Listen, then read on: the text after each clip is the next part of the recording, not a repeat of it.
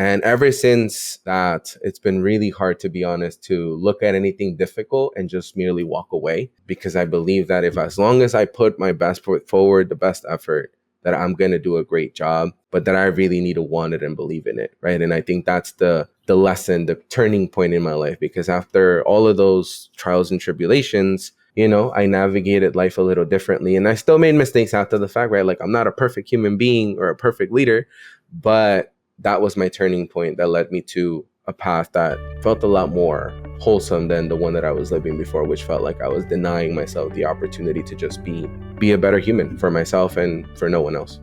Welcome to Career Cheat Code. In this podcast, you'll hear how everyday people impact the world through their careers. Learn about their journey, career hacks, and obstacles along the way.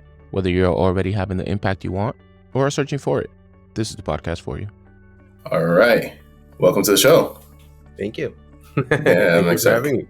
Of course, I'm excited to have you here, but let's dive right in. Let's tell the world who you are and what you do for a living. For sure. So, hey everyone, my name is Hernán Carvente Martinez. I use he, they, él, ella pronouns, and I'm the Executive Director of Alianza for Opportunity, which is a national nonprofit really dedicated to building thriving communities for Latina, Afro-Latino, and Indigenous groups around the country. Got it. So what does that mean on a more molecular level, right? So like what's an example of something that the organization does for this youth? For sure. So at the present moment, we have a training program that's dedicated to emerging leaders ages 18 to 25. I really prioritize trying to make sure that we're empowering another generation of leaders to not just lead us in the present work, but also lead us in conversations in the future. As an organization, we really strive to support any conversations or narratives that are around the Latino, Afro-Latino, and Indigenous diaspora, understanding that those terms don't fully capture all of our diaspora, right? It doesn't always include Caribbean folk, Haitian folk.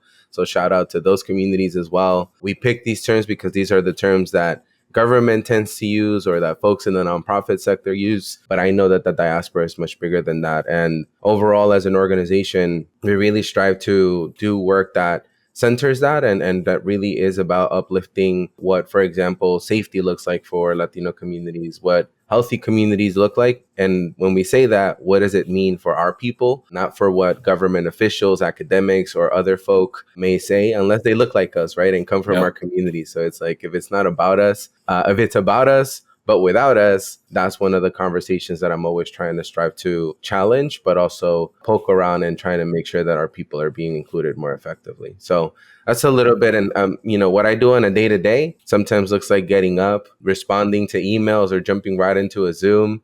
And a lot of it is with partners that we have around the country in California, Illinois, New Mexico, Colorado, DC. So we are a national organization, and that means that a lot of my life is oftentimes sitting in a computer, which, as you know, that might be bad for your back, but we try to do our best to work remotely. And the other half of my team, the person who completes this organization is Julia Ramirez, who is based out in California. So we're a small and mighty team. We also have a facilitator, Yvonne Pulido, who is in Illinois, in Chicago, Illinois. So yeah, we're out here just trying to build with a small but mighty team. That's great. How long has the organization been around, and how long have you been as the executive director there? So the organization actually has a really long history. We've been around for over a decade. However, challenges and other things that the organization went through really prevented its growth at a pace that maybe we wanted to as a collective. But I took over the organization literally almost 3 years ago now. So it's been around 2 years, 8 months. Who's counting? But I took it over when it was originally named Alianza for Youth Justice, because we really focused on the juvenile justice system. And I am now here for this amount of time where I rebranded the organization. I changed our mission statement. I really wanted to create an opportunity for us to be a little bit more versatile, more nimble, but also just more strategic in what conversations we got involved in. And it couldn't have happened at the best time, because walking into this administration and everything that's been happening, it's made us more flexible and able to survive the current tide of cuts in funding and other things happening in the world. So it's been hard, but 2.5 years and plus running, and hoping to be here until I can make sure that this organization is stable and successful. So what brings you to this work? Why are you doing this work? Why are you even involved in this space? Yeah, so I'm involved in the space primarily for personal reasons, and then some of it also now has to do with just a passion for making sure that young people and families, are included in the conversations that we're talking about. So I'm actually someone who's formerly incarcerated. I spent about 4 years in a juvenile prison in New York State for the crime of attempted murder. Not saying that to glorify it for anyone listening. I say that to acknowledge that it is a point in my life where I was at my lowest, but I was also at my youngest, making the worst mistakes and really not thinking about the consequences of those mistakes. And so I was 16 at the time of that offense. And I went into the system and experienced what it was really like to house young people in spaces far away from community, far away from family, and really also saw just the gaps in services, support, and the things that could really help a young people thrive. And so I got lucky though, because I ended up in a college program while I was in the facility. And I say luck, or I used to say luck. I think, some part of me really wanted to find opportunities. And so I got my GED, took 57 college courses while I was incarcerated. And then I eventually came home after doing all of that and, having had my life saved by a man in there. His name is James McCain. He's no longer with us, but ultimately that man really helped me see a life beyond gang life, a life beyond drugs, and just a life beyond everything that I had known up until that point. And when I came home, I'm out here trying to be an aspirational, like let me go work at a restaurant or let me work at retail or let me just do something to put some money on the table. And I ended up realizing that nobody wanted to hire the formerly incarcerated kid from Queens with an attempted murder charge. Around that time, we all had to check off that box that asked for the felony conviction. And so every time I checked off that box, it was like an immediate, what did you do? And the moment that I had to explain, there's no light way to explain, oh, I, attempted against someone's life. That is about the lightest way that I could frame it. Right. And, so people just kind of looked down on me because of that. And eventually I found the work of criminal justice. I found advocacy. I found people who were out there in reentry, folks who were also advancing these kinds of things. And I started getting involved by just like participating on panels, sharing my story, talking about this kind of work. And then over time, started sharing my story, not just in New York, but nationally. So I started sharing it as part of national platforms with the Coalition for Juvenile Justice, the National Academies of Science, the Annie Casey Foundation, MacArthur Foundation, right? Like I started expanding the audiences to where my story was being shared. And over time, I just kept getting more and more involved. I ended up being a part of advocacy campaigns to really include young people and families in state policy reform. I went on to then do work in abolishing youth prisons. So I ended up working at the Youth First Initiative, trying to close down youth facilities around the country and reinvesting that money into community alternatives. And I'm in this position after trying my own endeavor, which was Healing Ninjas, which really centered healing and wellness. It was a social enterprise, but it was really hard to build a social enterprise. And I think that's one of the struggles and journeys that I'm still walking because I still haven't given up on that project. But Alianza was sort of a place where I went because I was asked by my predecessor, a good friend of mine, to come to the organization and support it in a transition phase. And so I came into this position merely because I really wanted to explore, hey, what would it look like for me to be an interim executive director, right? Could I get some skills there that I might then apply to the project that I was working on before? And truth be told, what should have been a 4-month contract is now a 2.5-year period of my life. Wow, that's awesome. So, it's been a journey and there are so many things that I'm leaving out in that, but that's sort of like the fast track to how I ended up where I'm at in the present moment and some of the career journey that I've had. I think that's great, right? Because you bring lived experience, real ability to relate to the work, real like innate love and passion for the people that you're serving, right? And you just show up differently. Like that shows, right? This is not like just a job for you, right? Like it's not, it seems like, you maybe went in there like, sure, let's take this contract and see where it goes, right? And it seems like you've now fallen in love with the work and you're like, oh no, I see it like a mission here. I do see it as a mission. And more importantly, what I failed to share was that when I walked into Alianza, and I mentioned this earlier, which is that this organization is really focusing on Latine, Afro-Latino, and Indigenous communities. And all that time that I was doing advocacy work that I mentioned at Youth First, Healing Ninjas, at the Vera Institute of Justice, all of these different positions that I've held, or all the committees that I've been on, I've really failed to own my Chicano background, me being Mexican, me having undocumented parents, me being brown skinned, I didn't own any of those things in like a very aggressive manner, for lack of better wording, right? Like I stepped into spaces holding that black and white paradigm and treating the issue of criminal justice just like many of the academics do, which is always listing out the black and white statistics, which all the love to, my black and African American, brothers and sisters, because the system impacts them in a much more disproportionate way.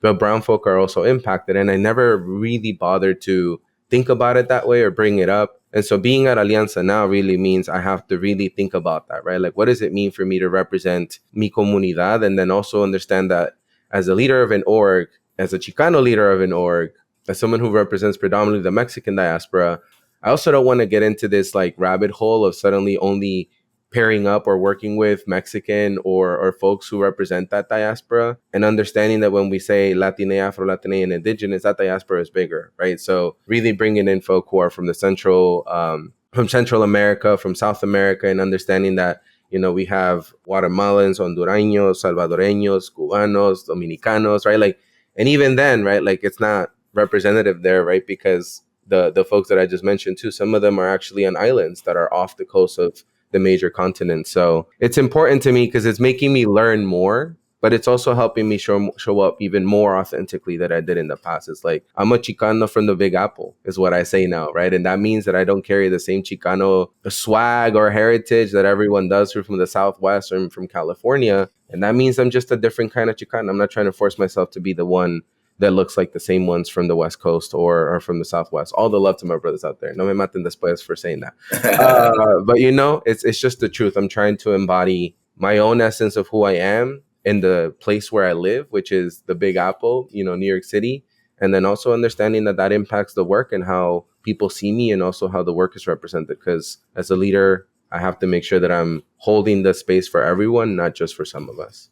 That's right. So, let's go back to kind of your youth, right? So let's talk a little bit about where you were born, growing up, and at age 16, did you have a vision of what you wanted to do with your career or with your life? Or how did that look like at that point? Yeah, no. So growing up, so I was born here in the US. And at the age of 2, my parents actually decided to move back to Mexico. So most people don't know that I lived in Mexico from the age of 2 to 8. And that during that period of time, I actually witnessed what working in really poor and harsh conditions looked like, because my parents lived in a home where, if it rained, tenía una tarpa, which is this like little cover that's like a metal cover. So when it rained, you would hear those raindrops on that roof. If it was cold, that wind is going through because the whole house isn't fully cemented. And so there's just these pieces of like my journey when I was in Mexico that most people don't know and that I never bothered to talk about. Mostly because I was young, right? Like it was the first 6 years of my life that I had consciousness. But eventually, and through a lot of struggle, right? My parents just navigating a lot of domestic violence, a lot of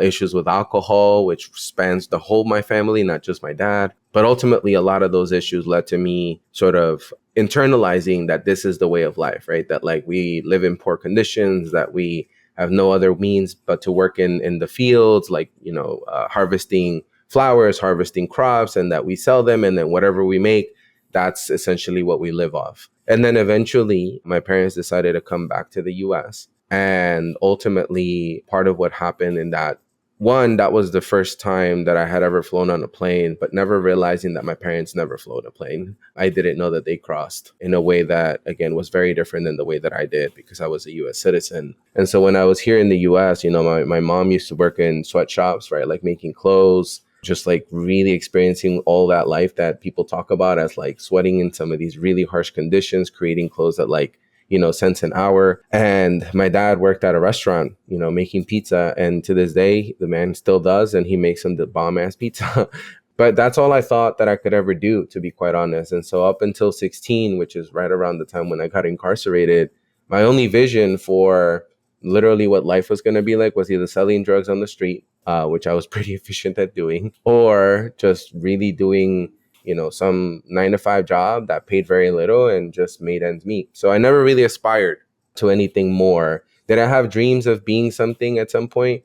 Yeah, I think by 16, I was really into computers and I really wanted to do tech at some point before tech became a hip thing that everybody does now.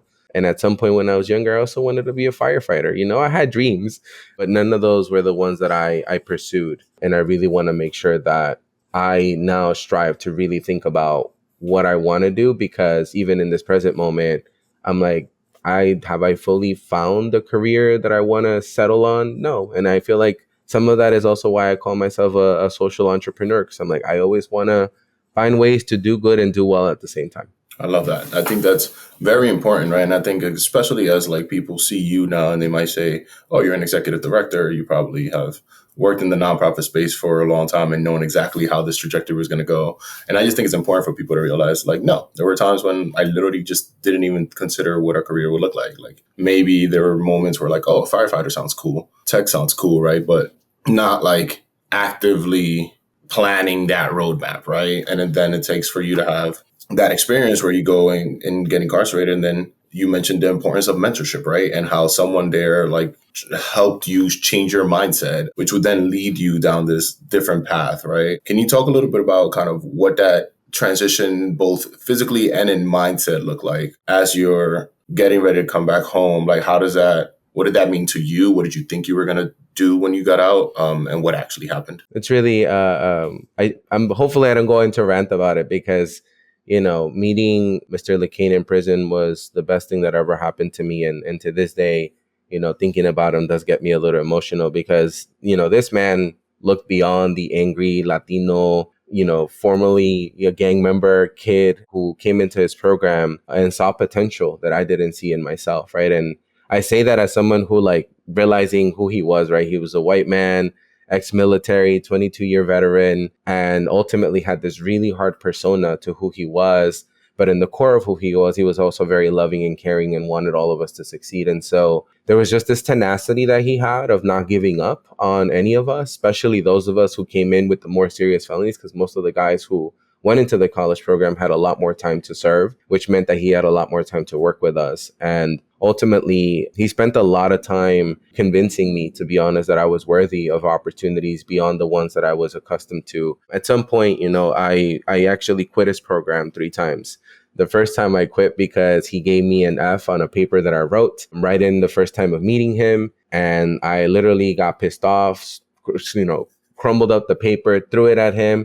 And I'm like, I used to get an A's on this. I don't know how the hell you got me an F. And then walked out with a fit. Came at some point back to my cell in my unit and ultimately had a conversation with me and told me, why did you walk out? And I was like, because I deserved an A. I don't know why you gave me an F. Like, that literally means this meant nothing. Like, I wrote it for no reason. He's like, why did you think you deserved an A? And I was like, because I wrote a similar paper in a different class that I got right at the beginning, and I got A's for them. So I don't understand. And he looked at me dead in the face, zero smile, zero anything. It was just like, whoever gave you those A's thought that you were going to amount to anything, and that's why you got those A's. And I was like, why? And the main thing for him was, 1, maybe they didn't think that you were going to go out and continue college. 2, maybe they felt sorry for you. 3, I don't know. But ultimately, your writing level is that of a middle schooler. And if you go out there and write a paper like that in college, you're going to get laughed at. And I don't want that to happen to you.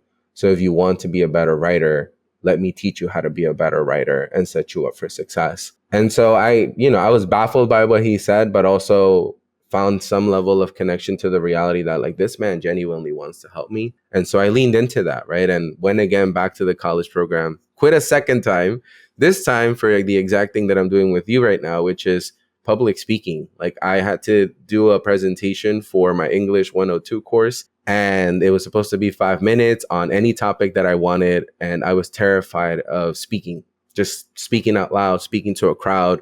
I was not capable of it. And again, that came from a lot of background of just being silenced and like not having space to be able to do that. But again, walked into my cell, the same thing after I walked out and quit on this program, and was like, why did you do this now? And I'm like, well, I just don't want to do it. And he's like, are you scared of presenting? Are you scared of speaking? And I was like, no, it's not that. I try to deny it. Eventually, he got me to admit that was the case. And he told me again, why do you do this? Who do you do this for? And I'm like, I'm doing this for my daughter. At that time, I also have a 4-year-old daughter. I'm also a dad.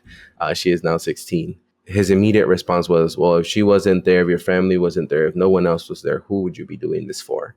And I got pissed off at him at first because I'm like, how could you say that, right? Like, I do have family, like, God forbid something happens to them. And ultimately, at some point, I realized what he was asking me. And what he wanted me to say was that I was doing this for me. And so I did. I went back with shaky legs and my hands literally sweaty and my friggin' armpits just like, just pulsating with sweat. I walked back in there and I gave a presentation for the first time in my life. And that, I think, was the moment where I started seeing a shift in my personality and like my charisma, my confidence. And then the third time that I quit was really the breaking point, because I had quit because I went to the parole board with about 40 something college credits, having been in the fatherhood program, having been in custodial maintenance, having worked in the kitchen, having worked in the library, having done every bit of programming that facility could offer, and thinking that I might be released at 2 years down the line of the sentence that I was given. And no, I walked in there and a day later was told that I was denied parole and that I was a serious threat to the community, capable of violence. Like the description of me was one that was different from the one that I walked in thinking that I was going to get. And I came back and said, F this. Started flipping everything, literally threatened the facility director, did not care about it anymore. I was just like, what was the point of doing all of this? And also in believing in myself, if at the end of the day, other people are still going to look at me as the same monster that walked in. And I quit the program again, but this time in the most cruel way, because I ended up spitting at him. I ended up, cursing everyone else of my peers out, saying this is a waste of time. Everybody get out. And to this day, I will never forget how bad I felt doing that in the moment, but how angry I felt and how much I didn't care. And that was always my history, right? Like when the going gets tough, I just kind of quit. And eventually I ended up realizing while I was in my cell that this isn't the path that I wanted to take, that I had really fucked up, for lack of better wording. Apologies for everyone listening, but I really messed up. And I got staff to reach back out to him.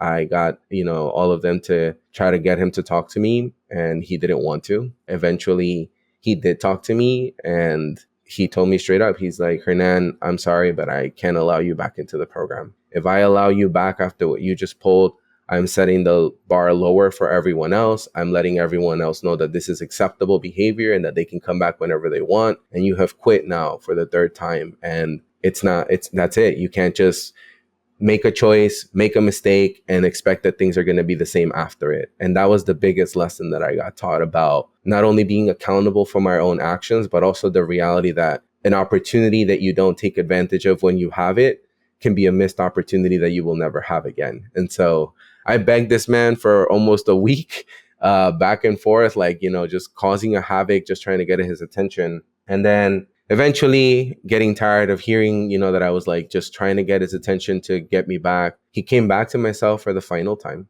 And that conversation rings very much in my ears to this day, because he told me straight up, he's like, why do you want back? And I told him, I'm like, because I have another 2 years to serve here, maybe 4. I don't know if I'm going to finish my whole sentence, but ultimately I would rather spend it trying to continue improving myself, doing better for myself, and helping my peers than to sit in a cell playing spades all day and just wasting my time. And so he told me straight up, he was like, okay, I'll let you back into the program with 3 conditions. The first condition was that I was going to mentor all of my peers, whoever the new ones were coming in, that I would have to be a mentor to them going forward. I was like, okay, I'm down for that. The second one was that I was going to write a letter to, at that point was Governor Patterson, to essentially expand higher education inside of juvenile facilities, and talking about my journey and the work of the Brookwood College program is what that program was called. I'm like, okay, easy. And then the third one was, you're going to take 4 college courses, do all of the classwork, and participate fully in class, and you will get no credit for any of those classes. And that one I stumbled on. I'm like, what do you mean 4 classes? Like, that's a lot of credits. And he's like, take it or leave it. That is my offer. We're not negotiating it. This is your way of making amends and coming back. And I sat there and really debated the whole process in a span of like a minute. I had to decide. And I'm like, you know what? Fine. I want to do this, and I deserve to do this, and maybe not get credit for it, but at least I'll have the learning under my belt. And I still remember he gave me a smile. He's like, all right, I'll see you tomorrow, man. And went about his way. But I ended up doing all of those things. I ended up finishing the 4 courses, and he still gave me the credit. He just wanted me to actively decide to want it and finish it through no matter what. And ever since that, it's been really hard, to be honest, to look at anything difficult and just merely walk away, because I believe that if, as long as I put my best foot forward, the best effort, that I'm going to do a great job, but that I really need to want it and believe in it. Right. And I think that's the lesson, the turning point in my life, because after all of those trials and tribulations, I navigated life a little differently, and I still made mistakes after the fact, right? Like, I'm not a perfect human being or a perfect leader, but that was my turning point that led me to a path that felt a lot more wholesome than the one that I was living before, which felt like I was denying myself the opportunity to just be a better human for myself and for no one else. I appreciate stories like that, because sometimes it takes people believing in you to help you see something differently in yourself, right? And this person, while in the moment, you may not have always realized how good this person was in your life, or how good this program was for your life and your trajectory, right? And you quitting on it, and this person allowing you back, and then doing that over 3 times, right? Like 3 times. And then the 4th time, now he's like, all right, dude, like, this is literally it. But the lessons that you came away with from that, and the trajectory, and even someone at that moment in your life talking to you about, like, no, when you get out and go to college, when you do this, and like just setting your mindset up for, like, this is why you're here now, but like, you have so much further to go. And I want you to make sure that when you get into these college courses, you're able to write well, you're able to like articulate yourself, you're able to present yourself, and just setting you up and giving you the tools at that point, like real active, intentional mentorship, that most of us only wish we have. Yeah. No, and I think after that, that's part of the reason why I became so adamant about helping young people, and or just supporting those who other people tend to walk away from because they're hard to deal with, or just don't have it in them to approach. I've never been one to do that because of McCain. But again, it's also influenced my leadership style, right? Like, I'm a pretty adamant and I speak my mind, and I don't have a problem, really being outspoken about something that is unjust for my community, or just feels like it's a dynamic that's preventing certain people from stepping into their light, right? And I always say this about spaces that say they're about young people, but there's no young people present, or the young people that are there are merely there, just listening, never being asked to speak, or never, having had their opinions taken, turned into an actual idea or project, and then executed in some way, shape, or form that's meaningful. So I'm always about coming into spaces now because of LeCain, to be honest, and that journey he put me through of, I'm going to speak my mind, and I'm going to make sure I advocate for my peers, and make sure also that sometimes I just challenge the powers that be to create more opportunities for people like me and others who have gone through the system, so that they can be successful, because we all have the potential for change. Absolutely. And when you think about, it's not just the words, right, that were said to you, but like literally putting you in a leadership position, maybe without you noticing, right? Which is like, all right, cool. Everyone else that comes to this program, you're going to mentor them. And now you're going to become a policy advocate without knowing it, right? You're going to write a letter to the governor. And like, in the moment, you're just like, sure, I'll write a letter to the governor. But like, in practicality, like, well, what that really means is that you are now advocating for policy change in the state of New York. And you are using your experience to change the lives of others, and to use that narrative as a vehicle and as a tool for change, right? And like, I feel like that's really powerful, because it's not just mentorship through what is said, but the positions that they're putting you in. That's absolutely true. Actually, that's the first time, Radhy, that anyone has dissected it at that level. And you just made me appreciate Mr. McCain more, if that was even possible, than before. I never thought of it that way, actually, when you break it down, like just the different elements of setting me up to be the leader and person that I am now, right? Because that's essentially what I do full time. I do still advocate for policies. I do still go out there and give public speaking opportunities a chance. And I just really try to take all of those skills and lessons that I took from those moments and apply them to my day-to-day life every day forward, and that's been a journey. But thank you for saying that you just made me appreciate Mr. McCain even more. Absolutely. So tell me about what happens when you're getting ready to transition out of incarceration system, and like, do you have a plan in place? Do you know where you're, like, are you going back home? Do you have a job lined up? I know you mentioned earlier you're kind of applying to different jobs and that being a challenge, but like, were there programs in place to support that? Like, what was that? What did that look like at the time? Yeah, no. So the sad part is that no, I wasn't fully prepared to come back home. Literally, my experience was getting $50 in cash, a pat on the back, and being told good luck as I was stepping into a van to be dropped off at the Amtrak in Hudson, and literally drove that train wearing the clothes that I had. Mr. McCain gave me a shirt with the Brookwood College program logo, so I wasn't wearing the red and white khakis that the facility used to have us wear. So at least I didn't look like I had just come out fresh from that facility. But yeah, I came into Grand Central Terminal.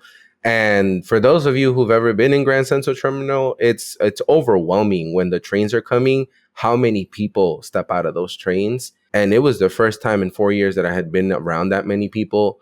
I remember coming out of the train feeling like I was getting pushed left and right, that I was just like the slowest person walking. And again, I am now 20 years old. You know, it's been 4 years. I went in at 16, came out at 20. And had no clue what I was getting myself into. I didn't have a job lined up, which is why I had a hard time finding one to begin with. I had applied for colleges. The only college who had sent me a letter of acceptance without, asking me for my background or just in general having sent me a letter was John Jay College of Criminal Justice. I had a couple of SUNY campuses give me a preliminary acceptance, but all of them wanted to ask me about my criminal conviction or wanted me to get my rap sheet, like a whole bunch of other steps before I could even get an acceptance. And John Jay was the only school that didn't ask about that and gave me a chance, which makes sense. John Jay, is a school of criminal justice. So shout out to my bloodhounds out there, fellow John Jay people. But yeah, I ended up just not really knowing what I was going to do, Radhy. I was afraid. I was terrified, to be honest. Like even that moment walking out of the train, I remember I had borderline an anxiety attack because it was just too much. And I went to a little corner and kind of gathered myself. I was like literally shaking. I was giving back everything that I had been stripped of. So imagine that for some of my brothers and sisters who are in there for 10, 20 years and then coming home to the reality of the world or technology that's further advanced. So at that time, it felt like I was set up to fail. And I was on parole, which meant that my parole officer was also on me. Luckily, I had a really nice one, P.O. McGray. I won't forget her name because I ultimately also went through so many challenges trying to find anger management programs or substance abuse programs that I could do that were close to my school or close to the internships that I found after the fact. And luckily, she was flexible and gave me time. And if it wasn't for that, I would have likely violated parole and been right back in the facility, potentially an adult one, because I would have been over age as well. But yeah, things were not easy walking home. I had no plan, no real anything lined up. I did not have a vision for what I wanted to do. I did know that I wanted to come out and do something at some point to support my community or just be more outspoken about the issues that I witnessed in there. But I didn't think that I was going to do that right off the grip. I thought I was going to get a job, have some stable kind of income, be okay first, and then kind of get involved in that.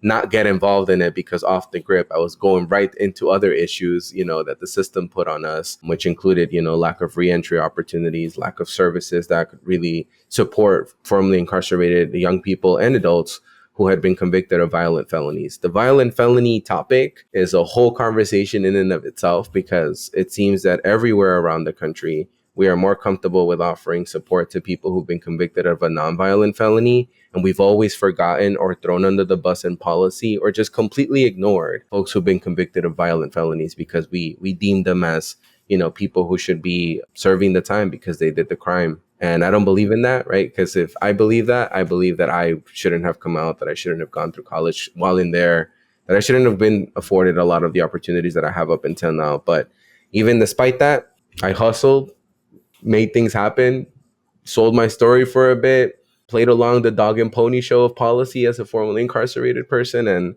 eventually just realized hey, that's not who I am anymore, and I can be more. And that means increasing my skills and stepping into other opportunities. So eventually I did plug into fellowships and other things down the line, but this was long after graduation, right? I came home in 2012. The first fellowship that I ever fully got was with the New Leaders Council, which is a social political entrepreneurship program that sets up people for potential pathways into politics or just to accelerate their career growth by, putting you in touch with a group of other people from other sectors. At some point in 2017, I also went through the Just Leadership USA Leading with Conviction program, which is a leadership development program specifically for formerly incarcerated folks, particularly those who've been out for 5+ years and who have a track record of being in advocacy and policy. And it was the first time that I ever received professional coaching. Shout out to David Mensa, who was our trainer and facilitator at that time. But I learned something really important during that program, which was how to be responsible for my leadership, how to reflect on my leadership, and more importantly, how to invite feedback on my leadership, which again, we don't tend to do often. And that's why as leaders, sometimes we continue to make the same mistakes because we either do it from a place of ego, from a place of feeling like we can't make a mistake, or just realizing that at some point we just forget to invite the very people who we're working with to tell us how we can be better leaders or better people for them and for the work that we want to do. So JLUSA was really supportive in a lot of that. And then, yeah, I just kept going into different opportunities beyond that to really excel myself, which is advisory boards, like actual professional boards, or be involved in other things that I was interested in. Like at some point I took a podcasting course, which is why I also have this mic here. At some point I did, Python coding because I was like really trying to also do that on the side. So like I said before, I'm a hustler, man. I will go out and find ways to get involved, but there's no way you're going to limit me and my opportunities. And so that's been the name of the game, hustle. That's great. And you have such a beautiful story of kind of what it means to make mistakes when you're young, learn from them. And now it's like, no, that's who that person is. And like the person that's speaking to me today seems so far removed from that, right? And like you've gone through this journey of learning and unlearning and growing and even coming out with that mindset of, all right, I don't know what's happening in this world. I'm about to have a panic attack. And at the same time, feeling like I'm going to enroll in college. I'm going to figure out what school to go to. I'm going to put my head down and figure out how to get internships. I'm going to figure out what fellowships are and which ones to apply to and how to get something from them, right? And I think you've done such a good job at professionally developing yourself. So like consistently, you've done multiple fellowships. You've done different things to actually like continue to like progress, right? And that's just something that is super admirable, right? Because while earlier in the story you mentioned you didn't know what you wanted to do when you were younger, and even today you might still be refining that, like you've grown into like a very successful leader, right? Yeah. And like leading an organization now that does national work that is impacting the lives of others. And it's just, I'm in awe of, some of what you're sharing here. So thank you for that. No, thank you. Yeah. And I agree. I think it's been a hard journey to get to this point. I did mention earlier that despite the success, despite the fellowships, they've come at the right time. And I think that sometimes is a conversation that as leaders, we forget to have, if sometimes you need alignment with things and the right opportunities come to you when a need for realignment needs to happen. And so whether it was NLC, Just Leadership USA, or even now in my more recent, like the last year, I went through 2 other fellowships with Forward Promise, which really focuses on this concept of rest as a form of liberation for leaders, particularly those working in communities where trauma and violence is very real. And it was the first time in a long time that I was actually forced to think about like, what are my methods of care and rest for myself? And I realized last year I ended the year pre-diabetic, burnt out, not in the best place. And I only realized that because I went through this program that forced me to think about what does rest as a form of liberation look like for me as a leader, but also for my organization and the work that we do and how we take care of the very people that are doing the work. And then I also went through the Institute for Nonprofit Practice, which shout out to IMP, because they came at a time when I did not know. First of all, I think people assume that because I went through a lot of opportunities that I was set up to be an executive director of a nonprofit. I had no fucking clue how to run a nonprofit, let alone manage books, do programming.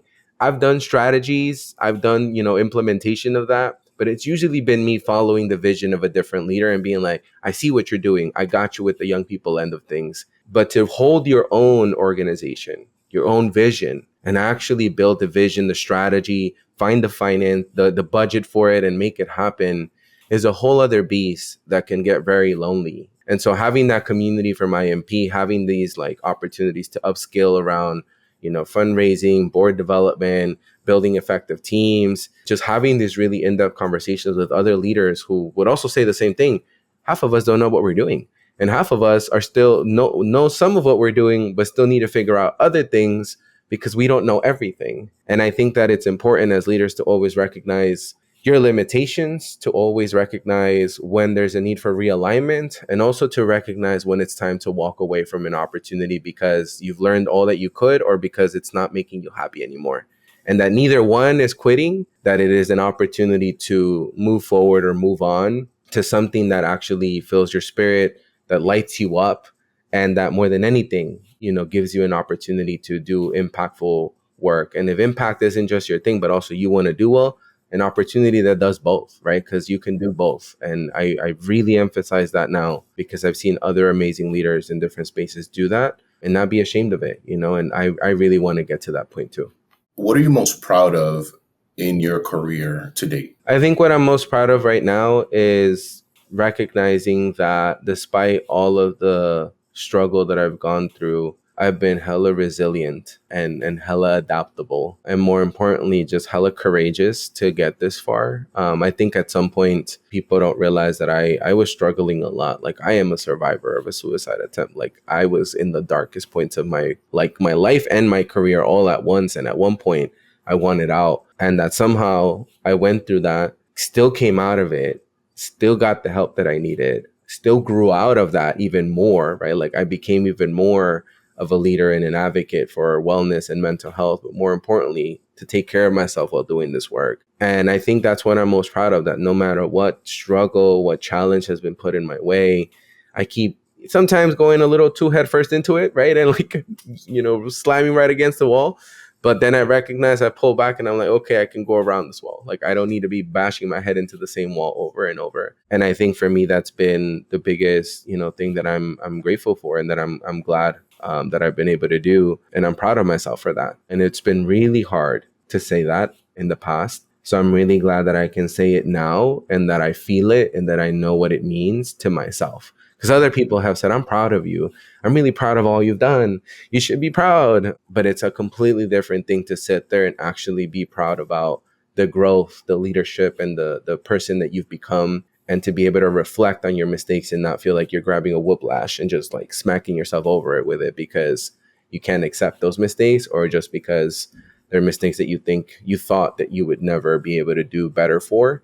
And here I am, still making mistakes on the occasion, not as big, but I'm a lot more wholesome and a lot more human, and that's the biggest thing that I'm proud of. Along with like the reality that I've made impact in different spaces. When you talk about the youth justice field, when people talk about compensation for young people, treating young people as experts, youth adult partnerships, these models that have existed with some of these foundations, coalitions. Like, I was there as like a seed, for a lot of it. I don't go around, taking credit for anything because I don't really care about credit. I don't care where my name is. What I care about is that opportunities are laid out for the next generation of young people that are coming in, and to challenge the adults sometimes to shut the fuck up and listen to young people. Apologies to all my fellow adults. But that's what I'm most proud of too, which is that people know when I'm in the room, I am going to speak my mind, that my integrity is above all else to young people, and that I'm never going to change who I am just to, suit a vision, a mission of some foundation or a government agency. And that's just the reality. So when you get me, you get what you get. This is who you get. And I'm proud of that, that I can stand on my own 2 feet now with financial stability, with, an apartment, living with my daughter, and be able to do all of those things without feeling like I'm still in that survival, unstable place that I was before. That's great. Aside from the fellowships and other programs, are there any other resources or forms of media, books, podcasts, anything that have helped you along your journey personally or professionally? Yeah. I mean, you see all the books in the back. No, I'm just kidding. Yeah. I mean, I've literally spent a lot of time just absorbing different content and material from different places, right? Like all the books by Bell Hooks, I've read all of them. Emergent Strategy by Andrea Marie Brown, powerful book around strategy and movement building. I've also listened to different podcasts along the way. I started recently listening to yours too now, and I'm listening to some badass people, who are out here just doing amazing work. But I've also listened to the Latinx Therapy podcast. And that one really centers on like the stories of folks who've gone through mental health struggle and what that means. And it's given me a lot of hope for different parts of this work. but also feature some professionals to talk about the different elements of therapy and what it looks like for different communities. And that's my friend Adriana Alejandre too, who runs that. Shout out to her. She's a badass leader in this work. And then, I really try to find spaces where I feel like I'm in community a lot. And that to me just feels like oftentimes I'm constantly looking for places like that, right? So I haven't married myself to one, but there's other spaces out there, Latino Dad Connection, Modern Macho, there's other spaces where I try to find men too, All Kings, which is out here in New York City doing dope work with men around healing. So yeah, these are places where I also go for further character and personal development, because it's not just about professional development for me these days. It's like, how else can I improve who I am as a person by further cracking open some of the other parts of me that I thought had already been cracked open but have not, and really finding places to do that. So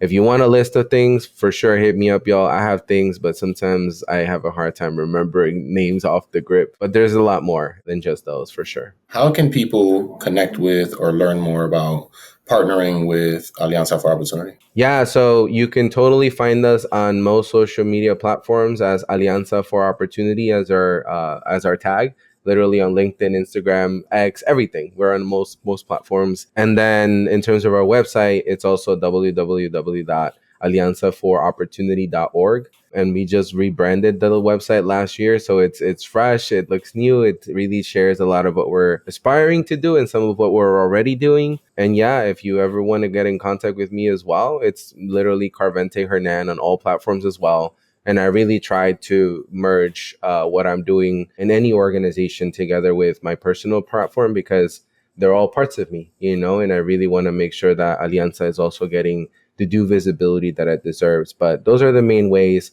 And if you want to email us, for sure, admin@alianzaforoopportunity.org. And me and my colleague Julia either of us will be the ones to reply back. But yeah, and soon enough, young people in our emerging leaders cohort that just graduated are actually thinking of starting a podcast on behalf of Alianza. So you all might find us out here too, bringing Radhy in, talking about his work in the Latino community and what his impact has been. But for sure, stay tuned for that, because we're excited to have young people lead that. And I'm just going to be a supporter and facilitator with them. I ain't going to be this is my podcast, it's their podcast. But it will be Alianza sponsored, and we will be doing that together. That's great. Is there anything else we haven't spoken about today that the world should know about, Hernán? No, I think the main thing that I would love for folks who listen to this is to consider, if after you've heard my journey or the work that I'm doing at Alianza, that if something calls you to reach out or to connect with me, please do. I'm actively looking for folks to continue building community with, to continue building the vision of Alianza with, and more importantly, people who can come and speak to the emerging leaders that are going through our programs, right? I want them to meet leaders from different sectors, from different backgrounds, to show them the beauty of the tapestry that is our Latino diaspora and what it really means. And then also just connecting with me on an individual level. I thrive on people connections. That's how I've made it this far. Without network or people capital, as some like to call it, I wouldn't have made it this far, because I don't come from wealth. As I shared with you all, I literally come from, the crops and the fields with my family in Mexico. So I'm out here just kind of building my own type of capital. And that means just knowing the right amazing people in the world who want to make a difference and staying connected to them. So please, please, please do reach out, connect them whatever way. And then the last thing would be to the emerging leaders or to the young people who listen to this, because we sure will be sharing it. Please do listen to the other episodes on this podcast and just listen to the other amazing people that Radhy has brought in. And just remember, it's all about the future, and young people are going to be the future of our world. And so we should keep investing in them. Awesome. Thank you. I appreciate that. Thank you for joining us today and for sharing your story with us. No, thank you, brother. I appreciate you. Thank you so much. I hope you enjoyed this episode. If you did and believe on the mission we're on, please like, rate, and subscribe to this podcast on whatever platform you're using, and share this podcast with your friends in your networks. Make sure you follow us on Instagram and LinkedIn at Career Cheat Code, and tell us people or careers you would like to see highlighted. See you next week with some more cheat codes. Peace.